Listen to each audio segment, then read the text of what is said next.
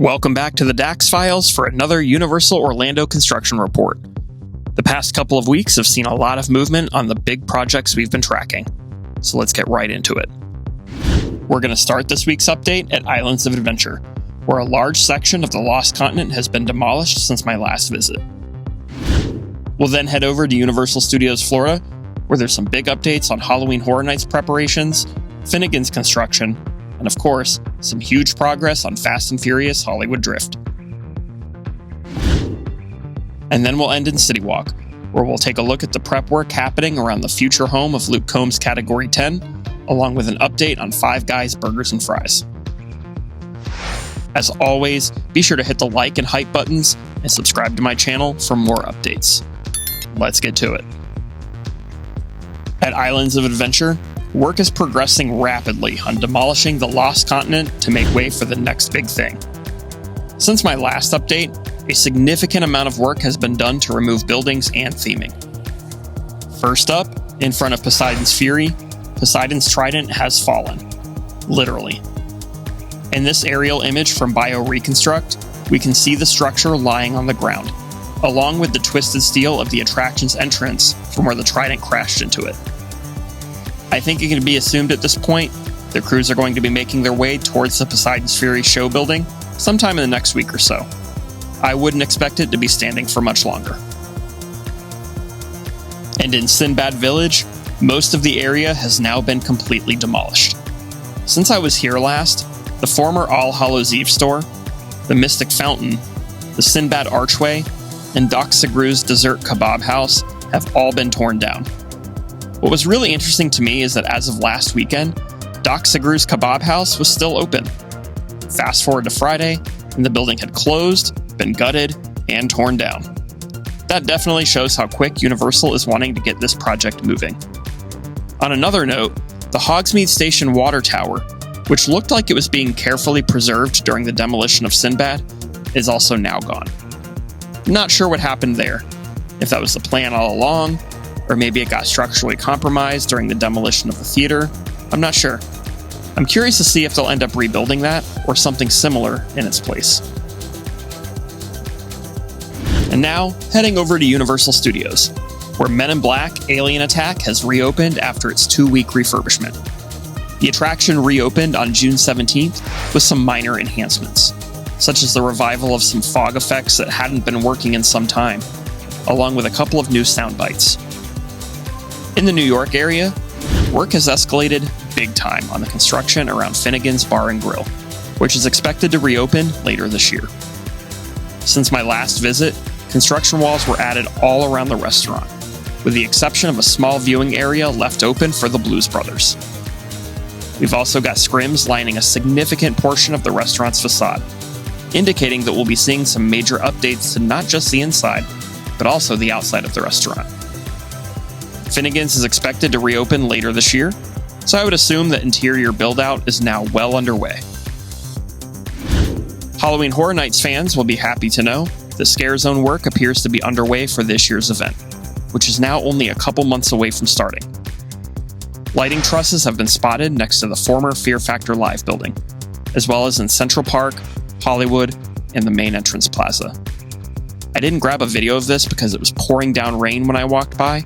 There's also a stage under construction in the Animal Actors Plaza, similar to the one used in the Cat Lady of Crooked Lane's Scare Zone last year, but on the opposite end this time.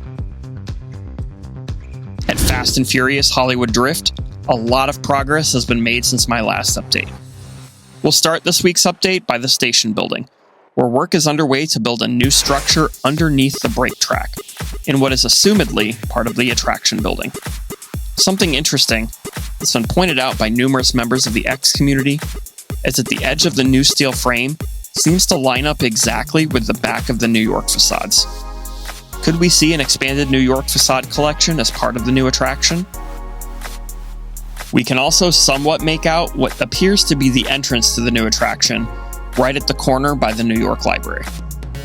My assumption is that this area will serve as the entry point, where the Ghostbusters facade may serve as the gift shop and exit area. In front of Soundstage 22, the television and film production facilities marquee has disappeared from the entrance to the soundstage breezeway.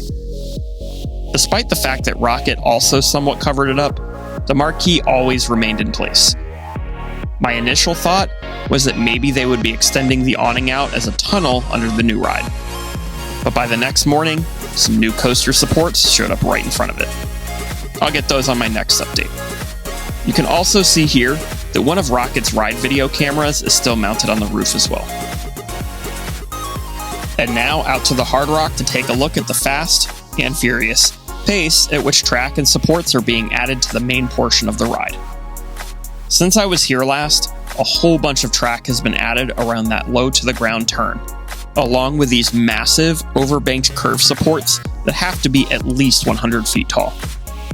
Since filming this, an entire mid-course brake run has also been added, flying right over the new electrical building. I'll have to get to that one on my next update too. Crews have also been working to install brake fins in this area around the launch towards the spike, along with on what's being called the speed bump before the spike itself. Those brake fins will help regulate the vehicle's speed so that it doesn't go over the allowable limit, which is especially important with the spike track ending about 170 feet away.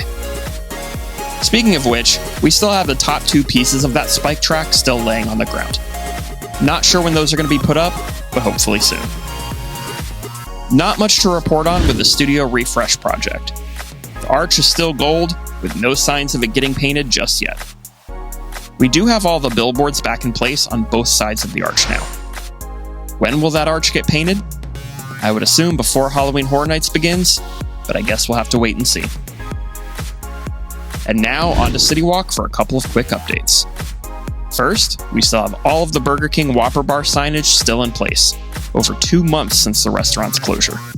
I still find that very odd for Universal standards. We also do now have a construction wall up in the food court, blocking the entirety of the Burger King dining room and the kitchen. We can definitely assume that they're working on rebranding the area at this point. I can't imagine that would take too long, so we can probably expect it to open soon. Out at Luke Combs Category 10, the construction walls now extend all the way from the Lone Palm Airport to the Cinnabon Cart, which includes the mysterious riverfront bar, which closed, then reopened, and then closed again, and has now been completely removed from the area. Work is already underway to remove landscaping around the area as well. We should start seeing significant progress on this new addition soon. The skyline over CityWalk is definitely going to look a lot different once this project, as well as Hollywood Drift, are done. And finally, with the World Cup going on, we have a huge activation in CityWalk, with viewing areas at both the Universal Legacy Store and NBC Sports Grill and Brew, along with some other activations, such as a themed Coca-Cola booth with limited time flavors, an acai stand, free entertainment, and a whole lot more. That event will run until July 19th when the World Cup ends.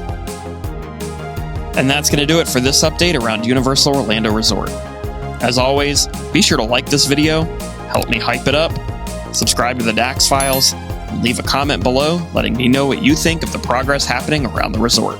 I'll see you next time. Peace!